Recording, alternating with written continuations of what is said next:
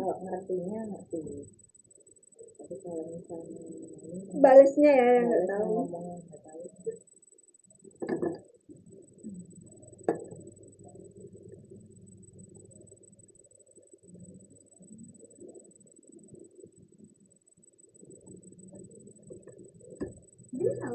Bisa. Program siar bincang bareng pakar hebat Rumah Sakit Smart Pamekasan. Di sini dokter kita mulai habis Sampai kita. dengan Mic-nya boleh lebih dekat aja ya. Belum. acara ini dipersembahkan oleh Rumah Sakit Umum Daerah Slamet Martodijo Pamekasan.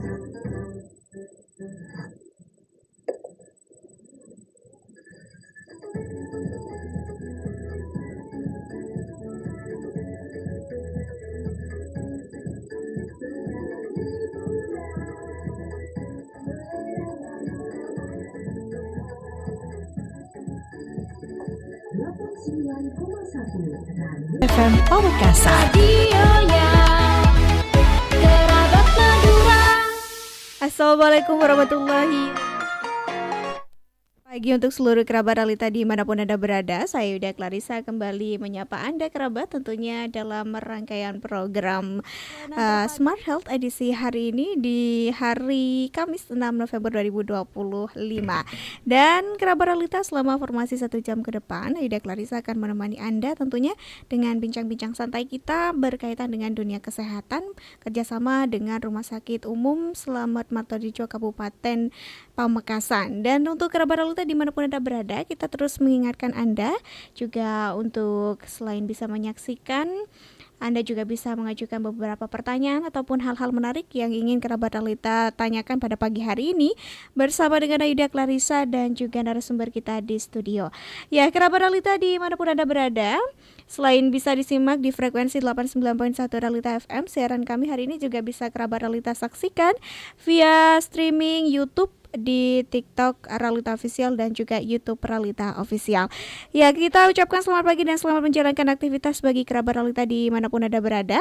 Kita punya tema hari ini kerabat di hari Kamis 6 November 2025 tentang layanan baru Poliklinik Spesialis Bedah Anak. Dan ini termasuk yang baru di Kabupaten Pamekasan tentunya. Dan di studio sudah ada narasumber kita, ada Dr. Eva Puspitasari SPBA atau spesialis bedah anak yang sudah bersama dengan Ayu pagi hari ini. Assalamualaikum, selamat pagi dokter. Ya, waalaikumsalam Mbak. Ya, gimana nih kabarnya dokter hari ini? Alhamdulillah baik. Saya panggilnya Dokter Eva ya. Ya. Oke, dokter, kita taunya kan spesialis selama ini yang pernah datang ke Realita tuh adanya spesialis anak, adanya spesialis bedah juga. Nah, ini dicampur spesialis bedah anak. Nah, kita sebagai masyarakat Pamekasan nih punya dokter spesialis bedah anak baru atau mungkin ini bisa dikatakan perdana mungkin ya di Pamekasan. Nah, ini Dok, kita butuh informasi awal nih, seperti apa sih Dok spesialis bedah anak? Apa bedanya dengan spesialis bedah dan apa bedanya juga spesialis anak yang juga sama-sama mengurusi ada anaknya juga, ada proses pembedahannya juga. Kita mungkin bisa spill di awal nih seperti apa Dok untuk membuka jendela informasi kita pagi hari ini. Silakan Dokter Eva. Ya, jadi kalau spesialis bedah anak itu dokter spesialis bedah tapi khusus anak-anak gitu.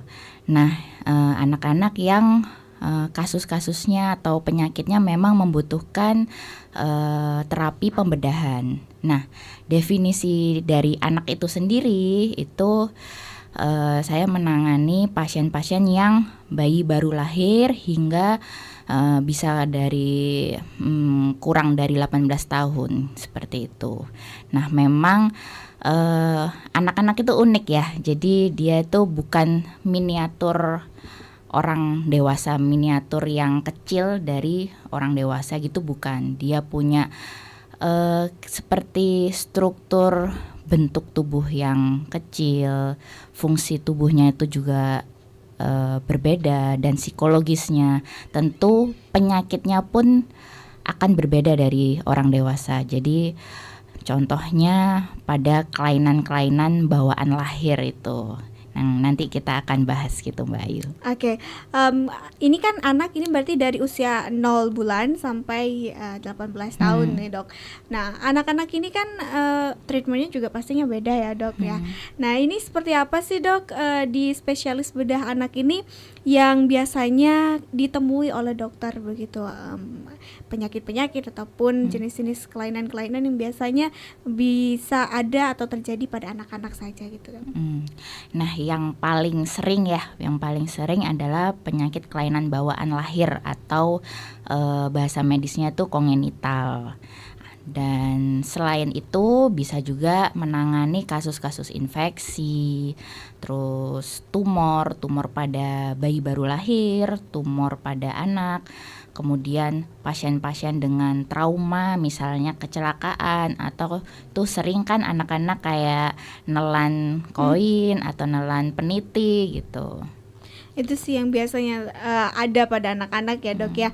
Nah ini kita juga ada tema secara spesifiknya nih dok, tentang bayi belum BAB sejak lahir. Nah ini apa perlu diwaspadai? Nah ada juga yang namanya penyakit Hirschsprung dan kelainan anus. Nah ini dok, pertanyaan saya sebenarnya kan bayi baru lahir tuh kan mereka anggaplah tidak makan seperti kita pada umumnya orang dewasa. Mereka mungkin cuma dapat ASI atau mereka minum susu begitu. Nah ini seberapa bahaya sih BAB pada anak kecil atau pada bayi tapi belum juga terjadi begitu dok, dan warningnya tuh biasanya sampai berapa waktunya? Oke, kalau misalnya BAB pada bayi baru lahir itu sangat penting banget ya bagi saya, karena yang pertama kita harus tahu dulu BAB pertama bayi baru lahir itu seperti apa. Biasanya warnanya hijau pekat ya, hijau pekat. Terus itu dari segi warna. Yang kedua dari segi teksturnya tuh lengket, kemudian kental seperti itu. Nah kalau misalnya itu sudah keluar ya insya Allah aman. Tapi kalau misalnya tidak, apalagi kurang dari 24 jam bayi setelah lahir, nah itu yang perlu diwaspadai oleh para orang tua kayak gitu. Nah itu penting banget karena apa? Jika BAB atau mekonium ya, kalau misalnya bayi baru lahir itu nama BAB pertamanya adalah mekonium. Nah kalau itu udah keluar itu berarti satu, struktur dari bentuk ususnya itu insya Allah udah normal. Yang kedua seperti fungsi saraf atau koordinasi dari gerakan ususnya itu berarti udah baik seperti itu. Oke, berarti ini harus selama 24 jam harus ada BAB yang keluar dari bayi dok, meskipun dia nggak mengonsumsi apapun. Benar. Oke, bayi baru lahir ini kan dok juga mekonium ini ya atau BAB pertamanya. Ini kan indikasinya harus warna hijau pekat. Nah ini warna hijau pekat itu dihasilkan dari apa sih dok? Kan secara logikanya dia kan nggak makan apa-apa nih. Gimana nih? Nah itu dari cairan empedu. Cairan empedu dari ya bayi itu sendiri kayak gitu. Nah kalau misalnya nanti ada lagi penyakit yang ini BAB-nya warnanya pucat nih, berarti cairan empedunya ini ada yang tersumbat atau memang dia nggak punya kantong empedu kayak gitu, ada seperti itu. Oke. Ini berarti juga berkesinambungan dok dengan organ-organ dia yang lain. Nah ini mungkin bisa dijelasin nggak sih dok, kalau bayi selama 24 jam itu belum terjadi BAB, ini seperti apa yang harus dilakukan oleh orang tua? Nah itu orang tua pasti harus waspada dan nggak apa-apa misalnya konsul ke dokter, ke fasilitas kesehatan seperti itu sih. Kalau jenis-jenis warna BAB ini apa aja nih dok untuk bayi secara normalnya begitu? Kalau tadi bayi baru lahir, mungkin bayi-bayi yang sudah beberapa hari waktunya atau umurnya beberapa bulan gitu dok. Kalau misalnya kalau bayi baru lahir kan tadi hijau pekat ya, tapi kalau misalnya nanti dia sudah minum susu, dia akan warnanya akan kuning cerah ya, kuning atau enggak bisa sampai coklat tua seperti itu sih. Oke, bayi yang baru lahir atau newborn ini biasanya berapa hari sih dok idealnya dia bisa, atau berapa kali sih dalam sehari dia harusnya BAB gitu? Bisa 3-9 kali bisa. Dalam satu hari, meskipun dia hanya ASI full atau susu formula dok? Iya, masih Oke. bisa. Jadi memang macam-macam sebenarnya bayi. Iya. Itu berarti mengindikasikan kalau dia sering BAB dan BAB-nya warna tadi itu dia sehat gitu ya dok? Iya, ususnya nggak ada sumbatan dan gerakan sarafnya itu juga baik gitu sih. Oke, dokter, kita juga punya pertanyaan. Nah, kalau sejak lahir BAB pada bayi ini belum juga terjadi, ini kira-kira tuh penyebabnya apa sih dok? Penyebabnya kalau bayi lahir tapi belum BAB bisa aja. Yang pertama kita lihat apakah dia ada kelainan anus apa enggak. Siapa tahu memang dia tidak memiliki anus gitu, yang tidak disadari oleh orang tua gitu. Yang kedua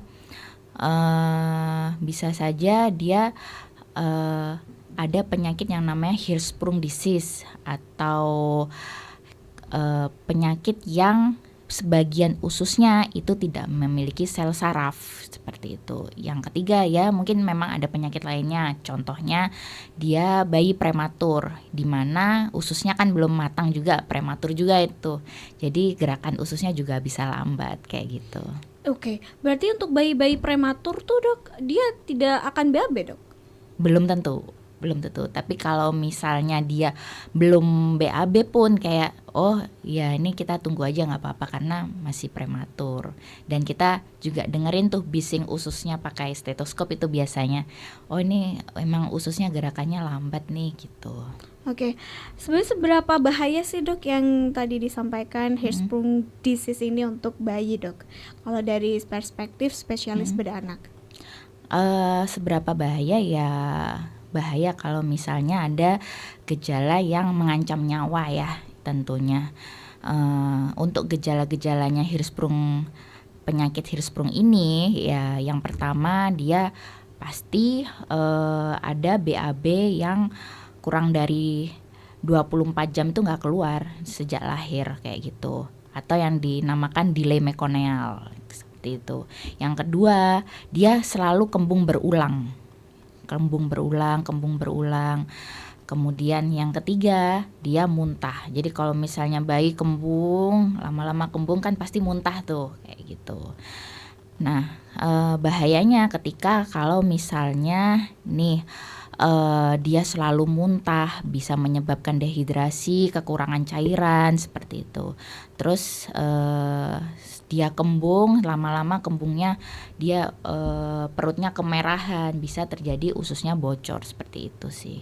Nah, kelainan-kelainan seperti ini atau penyakit seperti ini tuh bisa dideteksi sejak awal gak sih dok? Dari sejak awal kehamilan misal ketika masih di dalam perut ibunya, apa misal dokter sudah bisa melakukan pemantauan terhadap itu?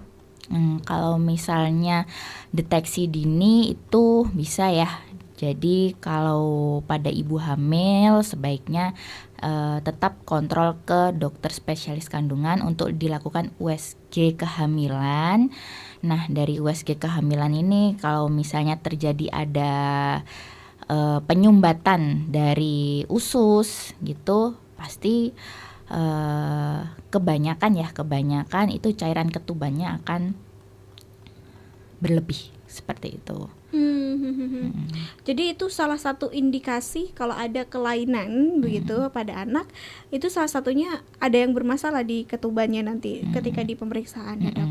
Nah kita masuk lagi ke Hirschsprung ini. Nah ini sebenarnya apa sih dok penyebab dari Hirschsprung ini? Nah kalau misalnya ditanya penyebab, kalau kelainan bawaan lahir itu pasti banyak penyebabnya, multifaktorial ya, dan tidak jelas penyebabnya. Cuma yang terjadi adalah di mana usus ini tidak memiliki saraf karena perkembangan dari sarafnya itu sendiri terhambat, atau perpindahan saraf yang harusnya ada di usus itu juga terhambat seperti itu. Dan ada juga teori yang mengatakan genetik, ada genetik gitu. Selain itu dok, faktor kesehatan ketika ibu selama hamil itu juga pengaruh nggak dok? Misal ibunya kurang nutrisi atau ibunya kurang mengonsumsi multivitamin gitu. Nah itu bisa, karena apa? Itu akan mempengaruhi perkembangan dari janin toh. Nah perkembangan dari janin itu kan banyak ya, kayak tadi perkembangan usus, perkembangan saraf, seperti itu. Itu berarti berpengaruh ya dok. Jadi kalau kita bisa jabarkan, kalau ibunya kehamilannya sehat, bayinya otomatis sehat juga dok. Iya benar. Itu kayak semacam sudah ada kesinambungan begitu ya.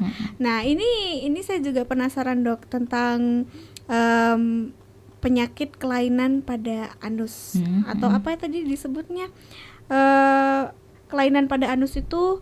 Ini anusnya nggak ada atau salurannya nggak ada atau seperti apa dok yang biasanya ditemui? Jadi kalau kelainan anus tuh macam-macam ya. Ada bayi-bayi baru lahir yang memang tidak memiliki anus gitu. Kedua, dia memiliki lubang bentukan seperti anus, tapi ternyata itu bukan anus yang normal dari segi letaknya, dari segi bentuknya kayak gitu. Nah ini kenapa biasanya dok? Nah ini juga namanya juga kelainan bawaan lahir ya. Dia pasti penyebabnya juga banyak dan tidak pasti penyebabnya. Cuman yang terjadi, sekali lagi yang terjadi adalah di mana usus itu berkembang, kemudian ada perkembangan yang terhambat.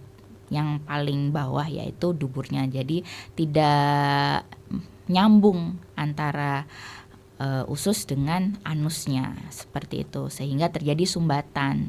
Nah sumbatan itulah yang berbahaya karena BAB-nya nggak bisa keluar itu tadi. Nah ini kalau ada kasus seperti ini, apa yang biasanya dilakukan oleh spesialis bedah anak? Nah mau dengan kelainan bawaan lahir ini penanganannya adalah maupun yang hirisprungdisis ya, maupun yang kelainan anus itu adalah operasi. Nah operasinya untuk kelainan anus itu tergantung dari macamnya. Jadi kelainan anus tuh banyak macamnya.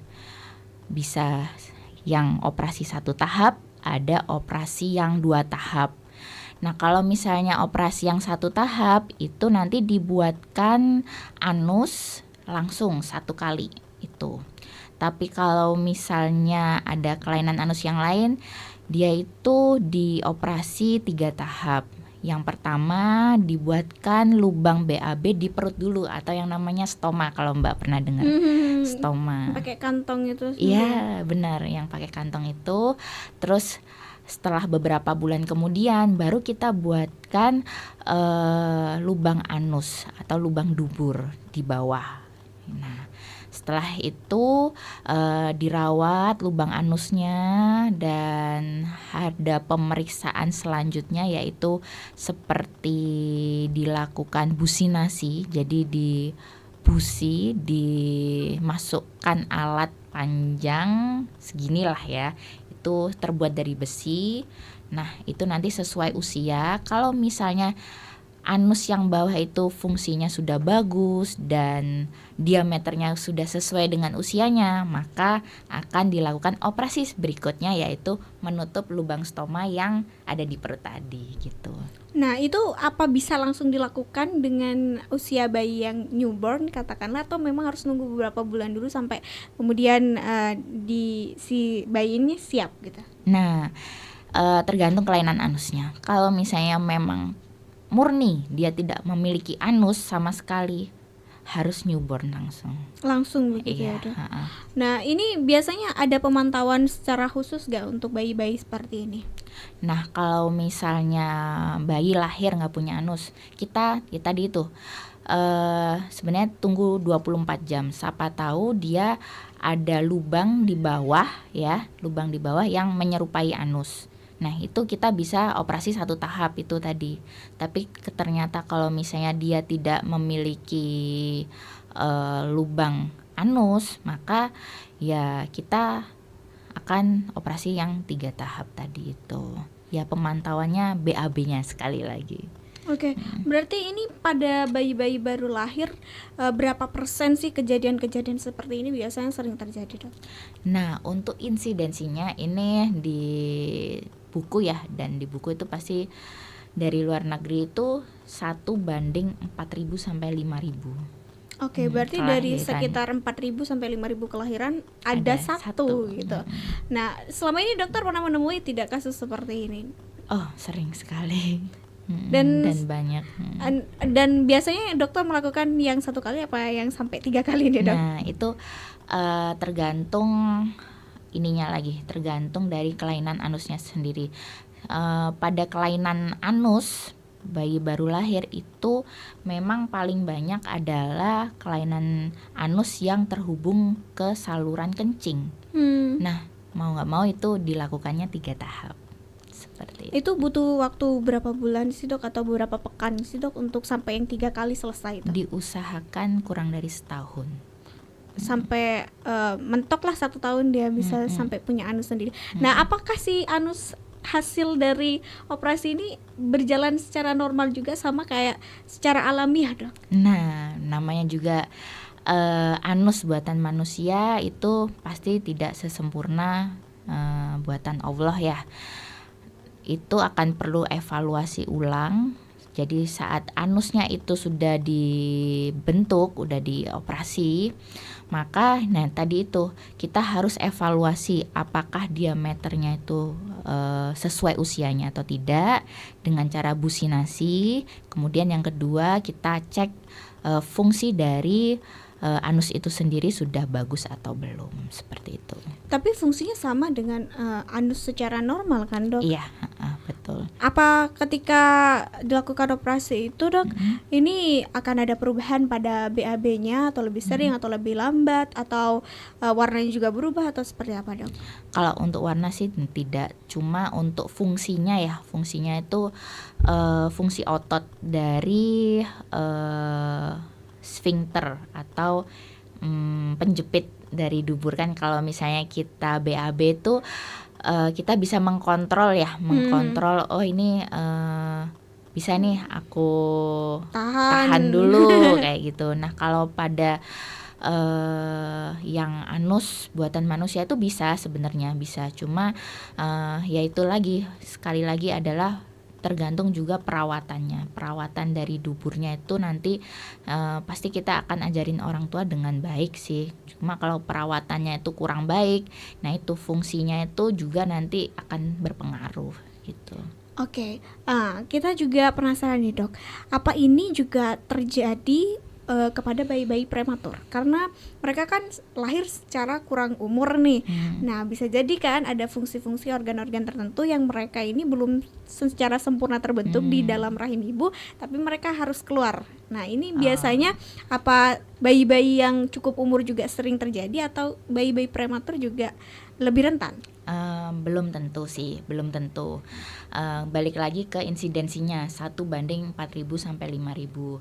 Cuman ada yang namanya bayi-bayi dengan sindroma atau memiliki beberapa gejala, yaitu gejala faktor L namanya. VACTERL, di mana bayi-bayi yang memiliki kelainan anus itu juga bisa memiliki kelainan yang lainnya, yaitu kelainan tulang punggung, kelainan anusnya itu sendiri, kelainan jantung, kemudian kelainan sumbatan pada saluran pencernaan bagian atas, kemudian kelainan pada ginjal maupun ekstremitas, misalnya tangan dan kaki ada yang kurang seperti itu. Kebanyakan tuh disertai dengan kelainan yang lain seperti itu. Oh, jadi dia nggak berdiri sendiri gitu, pasti ada kelainan-kelainan lain yang terjadi.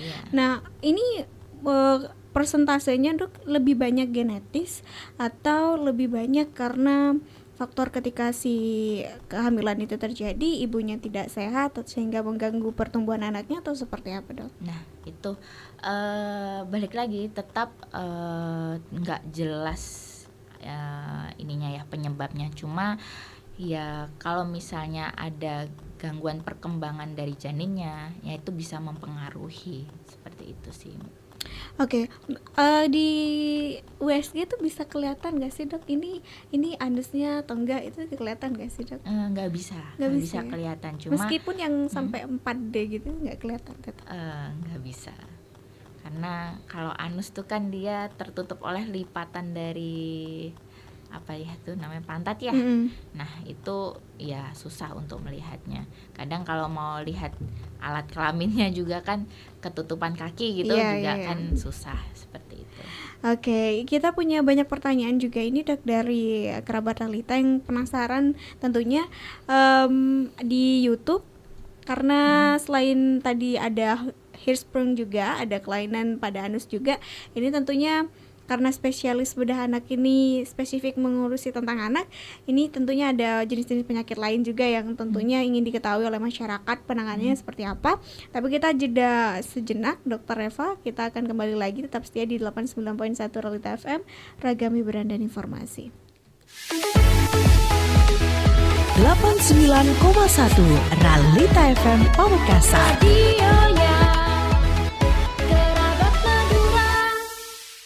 Be smart, be healthy. Halo kerabat Realita FM, pengen konsultasi tentang kesehatan atau konsultasi tentang gizi? Atau pengen tahu tentang program seputar RSUD Smart Pamekasan? Kami membawa pasien dengan keluhan lemah tangan dan kaki kiri sejak Nah, 1 jam. di sini nih, Be Smart, Be Healthy. Program siar bincang santai bareng pakar hebat Rumah Sakit Smart Pamekasan. Tiap hari Jumat jam 9 pagi sampai dengan selesai. Be Smart, Be Healthy. Bersama kita bisa. Acara ini dipersembahkan oleh Rumah Sakit Umum Daerah Slamet Martodirjo, Pamekasan.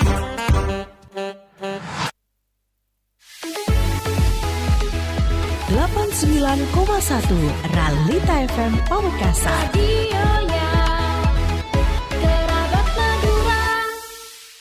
Be smart, be healthy. Halo kerabat Realita FM, pengen konsultasi tentang kesehatan atau konsultasi tentang gizi? Atau pengen tahu tentang program seputar RSUD Smart Pamekasan? Kami membawa pasien dengan keluhan lemah tangan dan kaki kiri sejak Nah, 1 jam. di sini nih, Be Smart, Be Healthy. Program siar bincang santai bareng pakar hebat Rumah Sakit Smart Pamekasan. Tiap hari Jumat jam 9 pagi sampai dengan selesai. Be Smart, Be Healthy. Bersama kita bisa. Acara ini dipersembahkan oleh Rumah Sakit Umum Daerah Slamet Martodirjo, Pamekasan.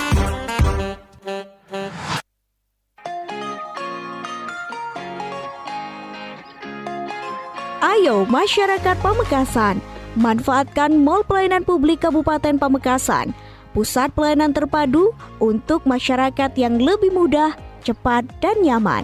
Di sini, masyarakat bisa mengakses berbagai layanan publik dalam satu tempat, mulai dari pelayanan administrasi kependudukan, perizinan berusaha, pembayaran pajak daerah, layanan perbankan, PDAM, POS, perpanjangan STNK, perpanjangan SIM, sertifikasi halal, konsultasi hukum, dan layanan lainnya. Semua layanan tersedia dalam satu gedung yang representatif, ramah, dan modern. Tujuan kami adalah memberikan pelayanan yang transparan, efisien, dan terintegrasi demi mendukung terciptanya tata kelola pemerintahan yang baik sekaligus memberikan kemudahan bagi seluruh masyarakat Kabupaten Pamekasan. Mari bersama-sama memanfaatkan fasilitas Mall Pelayanan Publik ini. Mudah, cepat, pasti.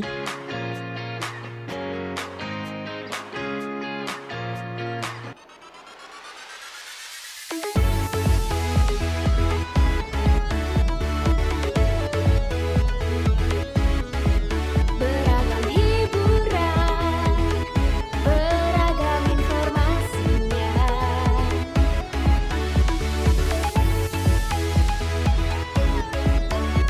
Radionya Kerabat Madura.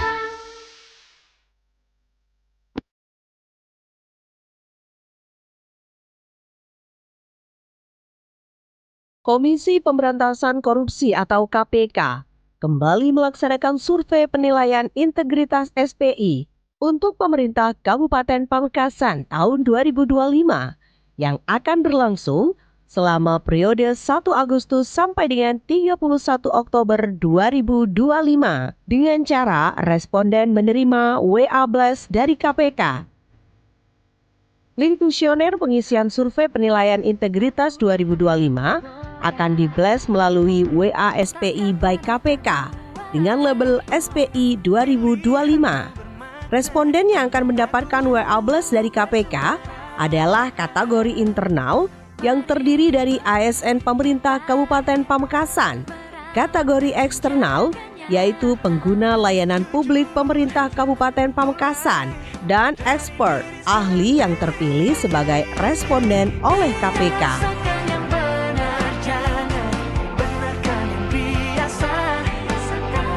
Pastikan juga nama yang Anda terima dalam WA tersebut adalah benar nama Anda. Dan jangan lupa klik isi survei yang terdapat pada pesan tersebut untuk memulai pengisian survei penilaian integritas KPK. Dengan mengisi SPI, Anda turut memberantas korupsi. Berantas korupsi dengan ujung jari.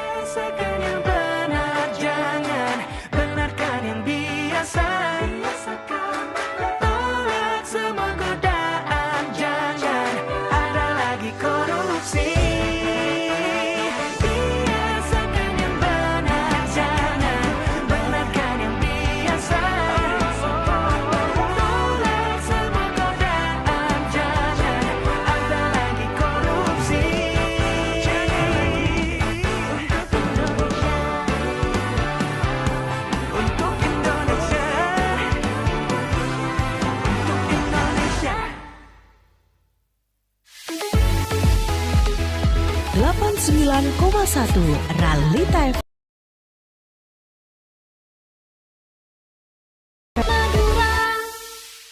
Be smart, be healthy. Halo kerabat Ralita FM, pengen konsultasi tentang kesehatan atau konsultasi tentang gizi? Atau pengen tahu tentang program seputar RSUD Smart Pamekasan? Kami membawa pasien dengan keluhan lemah tangan dan kaki kiri hingga 1 jam. Di sini nih, Be Smart, Be Healthy. Program siar bincang santai bareng pakar hebat Rumah Sakit Smart Pamekasan.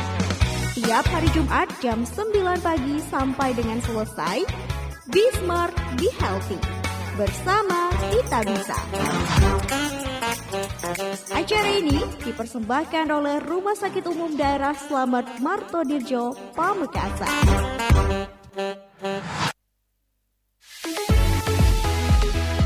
89,1 Ralita FM Pamekasan. Radionya Kerabat Madura.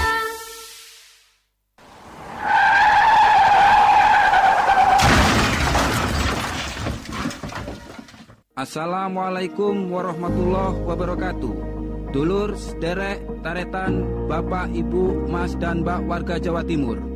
Kami dari Direktorat Lalu Lintas Polda Jawa Timur dan Jasa Raja Cabang Jawa Timur menginformasikan bahwa korban kecelakaan di Jawa Timur sangat tinggi. Setiap hari 14 orang meninggal dunia dan 68 orang luka-luka dirawat di rumah sakit. Untuk itu, kami menghimbau kepada kita semua untuk tertib dan taat berlalu lintas. Sudah banyak korban berjatuhan. Sebagian besar korban meninggal dunia adalah tulang punggung keluarga yang berdampak menimbulkan pemiskinan. Marilah kita menjadi pelopor keselamatan berlalu lintas. Jadikan keselamatan sebagai kebutuhan. Keselamatan nomor 1. Iklan layanan masyarakat ini disampaikan oleh Jasara Harja Pamekasan. Be smart, be healthy. Halo kerabat Ralita FM, pengen konsultasi tentang kesehatan atau konsultasi tentang gizi? Atau pengen tahu tentang program seputar RSUD Smart Pamekasan? Kami membawa pasien dengan keluhan lemah tangan dan kaki kiri hingga 1 jam. Di sini nih, Be Smart, Be Healthy. Program siar bincang santai bareng pakar hebat Rumah Sakit Smart Pamekasan. Tiap hari Jumat jam 9 pagi sampai dengan selesai. Be Smart, Be Healthy. bersama Kita Bisa. Acara ini dipersembahkan oleh Rumah Sakit Umum Daerah Slamet Martodirjo, Pamekasan. Masih di Pancarlaska dari Jalan Pamungperaja 03 Pamekasan, Madura, Jawa Timur. Terima kasih kerabat untuk bersamanya karena masih setia bersama dengan Ayudia Clarissa di 89.1 Realita FM, beragam hiburan dan informasi. Kita masih bersama dalam rangkaian program Talk Show Smart Health edisi hari ini kerabat, dan masih bersama dengan Ayu di studio, ada dari Rumah Sakit Umum Slamet Martodirjo Kabupaten Pamekasan, ada Dr. Eva Puspitasari, spesialis bedah anak, yang kita masih punya tema tentang layanan baru Poliklinik Spesialis Bedah Anak di Pamekasan. Dan kita masih punya beberapa pertanyaan ini dok, yang berasal dari masyarakat yang penasaran tentunya dengan spesialis bedah anak ini. Nah, kita izin bacakan beberapa dok. Ini ada yang pertama dari Ayudia Wardani. Nah, untuk pelayanan ini dok, apa sudah bisa menggunakan BPJS? Untuk sementara ini masih umum terlebih dahulu, tapi nanti kalau misalnya sudah ada pelayanan BPJS, kami akan kabarin di Instagramnya RSUD Smart.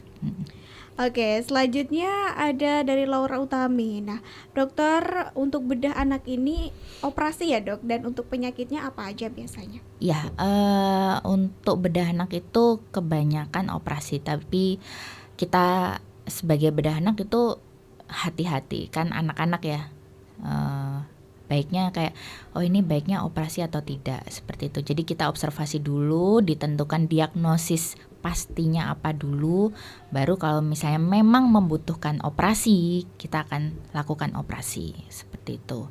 Kemudian dan emang khusus anak-anak aja. Ya, untuk jenis penyakitnya apa aja nih biasanya Untuk dok? jenis penyakitnya paling banyak itu kelainan bawaan lahir atau kongenital, bisa penyakit-penyakit yang infeksi pada usus kayak gitu, kemudian bisa tumor-tumor atau benjolan-benjolan gitu ya, bayi baru lahir atau anak seperti itu, kemudian pasien-pasien dengan kecelakaan gitu. Selanjutnya ada pertanyaan dok, untuk poliklinik spesialis bedah anak ini hanya untuk bayi saja kah, atau yang baru lahir, atau ada ketentuan untuk umur? Bisa bayi baru lahir sampai usia kurang dari 13 tahun. Itu masih bisa ditangani oleh spesialis bedah anak. Iya. Selanjutnya ada dari Indah Permata. Dok, kok serem ya dari tadi yang dibahas, mungkin ada tips untuk menjaga bayi tetap sehat dalam masa kandungan? Nah, untuk menjaga bayi tetap sehat ya, yang pertama bagi ibu hamil ya, kan nih orang tua yang pertama ibu hamilnya dulu. Nah, bagi ibu hamil tetap makan makanan yang bergizi, kemudian minum vitamin yang dianjurkan oleh dokter spesialis kandungan dan bidan ya. Kemudian jangan lupa untuk USG kehamilan. Dan untuk ayahnya nih, ya memang kita tidak bisa membuat orang berhenti merokok langsung gitu, enggak ya. Cuma kalau misalnya ada ibu hamil, ya silahkan untuk menjauh kalau misalnya merokok, jangan merokok di rumah. Pun kalau misalnya habis merokok gitu, ya sebaiknya mandi terlebih dahulu gitu. Selanjutnya keren nih dok, daging semua pembahasannya, semoga RSUD semakin baik ke depan, amin. Terima kasih. Ada dari Dwi Anggra ini, dok, biasanya yang sering terjadi dan pernah diatasi sama dokter itu penyakit apa aja dok untuk anak? Tadi kan bayi ya dok ya, kalau untuk anak-anak biasanya seperti apa sih dok yang umumnya sering kali dokter temui? Balita atau batita deh. Oh ya, kebanyakan ya penyakit pada balita dan batita, misalnya nih testisnya tidak turun ke bawah, seperti itu, apa itu namanya ya, buah zakar. Nah, buah zakarnya tidak turun sampai ke bawah, atau ada hernia, atau bisa juga infeksi pada usus buntu, bisa juga usus masuk usus gitu. Jadi ada yang namanya intussusepsi, usus yang masuk usus sehingga usus yang masuk itu terjepit, dan itu harus segera ditanganin gitu. gitu sih. Kalau untuk anak-anak yang masa pertumbuhan nih dok, apa biasanya yang sering kali terjadi? Yang sering terjadi pada masa pertumbuhan paling banyak itu infeksi usus buntu, itu bisa sampai pecah juga usus buntunya. Nah itu biasanya karena apa sih dok? Nah, kalau pada anak-anak itu bisa terjadi karena peradangan pada usus buntu. Nah, peradangannya itu sendiri banyak penyebabnya. Bisa karena seperti ada virus yang menginfeksi dia sehingga kelenjar getah beningnya itu membesar di sana. Kalau misalnya kelenjar getah bening di sana itu membesar, akan terjadi sumbatan. Lagi-lagi kalau misalnya terjadi sumbatan, bisa pecah juga usus buntunya seperti itu. Yang pertamanya meradang jadi udah pecah, bernanah gitu, dan nanahnya bisa mencapai ke seluruh rongga perut seperti itu. Oke, selanjutnya dokter ada pertanyaan juga. Untuk melakukan operasi ini biasanya apa langsung dilakukan atau masih ada observasi sampai bayinya bisa dinyatakan siap? Ya itu tadi, tidak semata-mata langsung operasi. Cuma kalau misalnya memang kelainan, kita lihat dari kelainan dari mata gitu, oh ini udah perlu operasi, pasti operasi. Tapi kalau misalnya meragukan, pasti kita akan observasi dulu, ada pemeriksaan lebih lanjut lagi. Misalnya yang Hirschsprung tadi, Hirschsprung nanti ada akan pemeriksaan kolon in loop, di mana nanti akan ada foto ronsen seperti itu, foto ronsen yang dari duburnya dipakaikan selang pewarna sehingga kelihatan nih ususnya ini sepertinya tidak memiliki saraf, dan dilanjutkan dengan biopsi. Biopsi itu nanti akan diambil jaringan ususnya dari bawah dubur. Nah seperti itu. Jadi kita akan banyak pilihan-pilihannya gitu sih. Kita harus menyeleksi, oh ini beneran Hirschsprung apa enggak, misalnya kayak gitu. Adakah dok operasi-operasi tertentu yang memang harus menunggu sampai umur-umur tertentu pada anak supaya bisa dilakukan? Bukan umur-umur tertentu, tapi sebaiknya dilakukan kurang dari berapa tahun kayak gitu. Karena nanti kalau misalnya dilakukannya lebih dari berapa tahun misalnya gitu, akan ada risikonya gitu. Oke, selanjutnya dokter ada pertanyaan juga untuk penyakit ini nih dok. Nah ini juga pernah ditemui nih dok. Pernah menangani bayi dengan kelainan dua kelamin nggak dok? Dan bagaimana nih cara untuk mengatasinya? Dan meneruskan pertanyaan tadi, kalau terjadi seperti itu menentukannya gimana ya?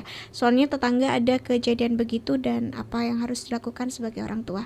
Oke, kalau misalnya penyakit dengan dua kelamin itu agak ini ya, itu antara memang misalnya kalau misalnya cowok ya, itu memang dia ada bifalia. Bifalia itu dengan penisnya ada dua. Terus atau maksudnya ibunya ini adalah ambigu genitalia. Ambigu genitalia ini bisa juga ini kelaminnya antara cewek atau cowok kayak gitu. Nah, dua penyakit ini itu memang ditangani oleh spesialis bedah anak, namun nanti akan ada penanganan lebih lanjut oleh subspesialis urogenital anak. Jadi spesialis bedah anak yang mengerucut lagi ke subspesialis urogenital anak gitu.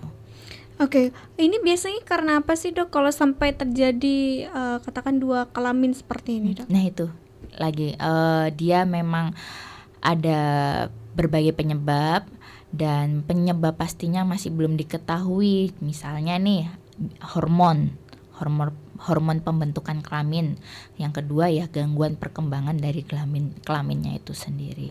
Oke, kalau misal ini terjadi nih dok, nah ini kan misal ada katakan dua kelamin yang berbeda, laki-laki dan perempuan, itu pemilihannya ini ketika akan dioperasi dia mau jadi perempuan atau laki-laki itu berdasarkan apa biasanya dokter melakukan apa penentuan keputusannya? Nah pertanyaan bagus. Itu penentuan keputusannya pasti nggak cuma ditentukan dokter bedah anak aja. Nanti kita akan berunding bersama orang tua, berunding bersama dokter psikiatri seperti itu, dokter spesialis bedah anak, apalagi subspesialis urogenital anak. Pokoknya kita akan mengajak berunding gitu. Dan yang kedua pasti kita akan cek kromosomnya terlebih dahulu gitu. Apakah kromosomnya genetikanya pasien ini adalah cewek atau cowok gitu. Oh, itu berarti secara kromosom sebenarnya manusia itu sudah bisa dilihat begitu, dia cenderung laki-laki atau cenderung perempuan begitu. Nah, untuk operasi seperti ini apa dia nunggu agak besaran dulu atau ketika masih kecil udah bisa dilakukan, Dok? Sudah bisa dilakukan saat kecil. Cuman yang kita temukan itu selalu anaknya sudah besar. Karena apa? Mungkin bisa saja orang tuanya masih belum menyadari bahwa ini ada yang tidak normal seperti itu. Itu yang pertama. Yang kedua mungkin biaya gitu yang pernah saya temui ya. Ketiga yaitu karena malu. Nah, yang diwaspadai ini malu, nggak apa-apa. Orang tua itu nggak sendiri. Kita sebagai tenaga kesehatan, tenaga medis akan membantu gitu. Untuk fungsi si organ kelaminnya ini juga apa nanti akan berjalan secara normal juga, Dok, ketika sudah dilakukan operasi? Diharapkannya sih berjalan dengan normal ya. Cuma memang normal yang kita buat dengan yang Allah buat itu pasti tidak sesempurna Allah gitu sih. Untuk di kelahiran, dalam beberapa kelahiran apa ini juga sering sekali terjadi, Dok? Kalau itu jarang terjadi tapi ada. Cukup jarang ditemui juga ya, Dok ya. Selanjutnya, Dok, nah ini ada yang bertanya, poli ini sudah berjalan berapa bulan sih, Dok, dan apakah ada target ke depan? Ya, masih kurang dari 1 bulan. Target kedepannya bisa melayani pasien-pasien dengan BPJS gitu sih. Dan nanti harapannya kelainan-kelainan yang bisa ditangani tidak dirujuk ke Surabaya ya, biar tidak terlalu jauh gitu untuk penanganannya. Berarti ini sudah mulai ada nih, Dok, pasien-pasiennya gitu. Dan selama sebulanan terakhir ini apa aja nih yang sudah ditemui oleh dokter di Pamekasan? Nah, oke. Yang paling banyak nih yaitu tadi kelainan karena sulit BAB, itu sih yang paling banyak gitu. Karena si sulit BAB ini, tapi bisa bisa disembuhkan nggak sih, Dok? Bisa. Karena ya cuma memang pasien-pasien dengan sulit BAB itu terapinya lumayan lama ya. Karena yaitu anak-anak tuh butuh waktu untuk mempelajari gimana sih dia bisa BAB dengan baik dan tidak nyeri. Karena ada anak-anak yang karena waktu BAB-nya sangat padat dan keras gitu, dia nyeri, dia malah menahan nyerinya itu dan nggak mau BAB sehingga BAB-nya numpuk, itu ada gitu. Metode apa yang biasanya dipakai oleh dokter spesialis bedah anak untuk menangani hal seperti ini, Dok? Kalau kayak gini itu pasti nggak cuma penanganannya dari saya, ada dokter spesialis anak dan juga orang tua, itu yang penting. Kalau metodenya pasti kita nggak lakukan langsung operasi pemotongan usus atau apa yang serem gitu, nggak. Kita pasti obat-obatan dulu. Kalau misalnya memang sembelit seperti itu, obat-obatan dulu. Kemudian kita KIE atau edukasi orang tuanya agar anaknya dilakukan yang namanya toilet training. Jadi gimana anak itu setiap pagi dijongkokkan ke toilet agar anak itu mau untuk BAB. Nanti selama 10-15 menit seperti itu. Dan yang terakhir pasti makan minumnya ya. Minum air putih yang banyak, makan makanan yang berserat, seperti itu sih. Oke, ada juga pertanyaan untuk penanganan bibir sumbing gimana, dokter? Kalau bibir sumbing, nah itu untuk wewenangnya dari spesialis bedah plastik ya. Nah, spesialis bedah plastik yang menangani itu, dan di saya sih tidak menangani itu ya, gitu. Oh, tidak termasuk ke wewenang dari spesialis bedah anak berarti dok ya. Nah, dokter, kita banyak banget ini membahas tentang bagaimana jenis-jenis penyakit pada anak juga yang sering kali terjadi. Sebenarnya dok, untuk menghindari hal-hal seperti ini tuh gimana sih dok? Selain tadi karena memang faktor yang tidak diketahui atau faktor X-nya itu tadi cukup besar gitu. Nah, kita sebagai manusia kan ikhtiar gitu. Nah, ini gimana sih kita untuk supaya lebih preventif lah begitu? Mencegah ya. Namanya kelainan bawaan lahir, untuk pencegahannya pasti nggak sepenuhnya mencegah ya. Kalau misalnya kelainan bawaan lahir, cuma yang bisa kita lakukan adalah yang pertama adalah deteksi dini.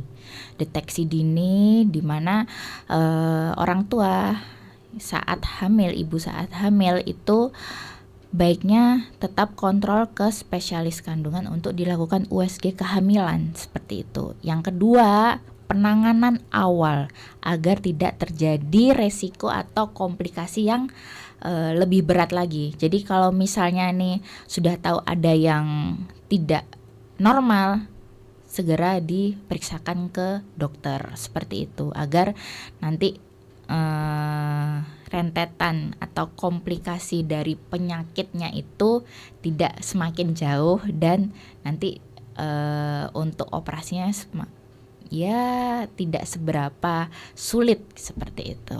Oke, terakhir nih dok, mungkin bisa disampaikan pesan kepada masyarakat atau himbauan atau harapan lah kepada masyarakat seperti apa dari Dr. Eva selaku spesialis bedah anak. Untuk masyarakat, terutama untuk orang tua ya yang memiliki bayi-bayi dengan kelainan bawaan lahir, ya sebaiknya tetap tenang. Kami tahu karena penyakit-penyakit bawaan lahir itu pasti emang tampaknya serius gitu, tapi pasti ada penanganannya. Kayak tadi pasti bisa operasi itu ada, pilihan operasi itu ada. Nah, kemudian yang kedua, jangan ditunda. Kalau misalnya ada yang tidak normal, segera periksa ke dokter, seperti itu. Yang ketiga, bapak dan ibu itu nggak sendirian di sini. Orang tua tuh nggak sendirian di sini. Di sini ada tenaga medis, tenaga kesehatan, ya perawat, dan ada beberapa komunitas loh mbak. Komunitas di mana ibu dan ayah itu memiliki grup WhatsApp gitu, di mana misalnya nih dengan kelainan Hirschsprung, dengan kelainan yang tidak memiliki anus, itu memiliki kayak grup WhatsApp agar mereka itu bisa sharing pengalamannya, perawatannya seperti itu. Oke, terima kasih Dr. Eva Puspitasari, spesialis bedah anak sudah hadir pagi hari ini dan berbagi ilmu yang luar biasa. Semoga kita bisa ketemu dengan tema-tema lainnya dok di kemudian hari, dan ini juga menjadi akhir dari kebersamaan kita kerabat dalam rangkaian program Talkshow Smart Health edisi hari ini. Saya Yudia Clarissa pamit undur diri, stay healthy dan keep positif. Wassalamualaikum warahmatullahi wabarakatuh.